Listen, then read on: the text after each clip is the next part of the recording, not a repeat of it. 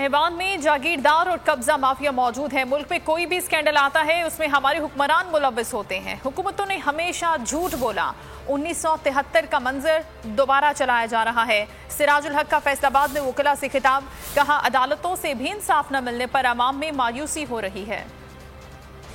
اخلاقی کا جو مظاہرہ آپ کی ایوان میں ممبران نے کیا اور پھر بڑے دھڑے سے کہتے ہیں کہ یہ تو ہمارا کلچر ہے، یہ لوگ ایوانوں میں بیٹھنے کے قابل نہیں رہے، ان کو قوم سے معافی مانگنی چاہیے۔ ہماری حکمرانوں نے عوام کے سامنے جھوٹ بولا ہے کہ ہمارے عوام کا اعتماد اداروں پر ختم ہو گیا، خود عدلیہ پر اب اعتماد نہیں ہے۔ ہماری عوام پاکستان کے عدالتوں پر اعتماد نہیں کرتے ہیں اور مجبوراً عدالتوں میں جاتے ہیں، دروازے کٹکھٹاتے ہیں، لیکن دل میں یہی ہے کہ انصاف یہاں سے نہیں ملے گا، اس لیے کہ انصاف کے دروازے بھی سونے کی چابی سے کھلتے ہیں، مظلومیت کی بنیاد پر نہیں۔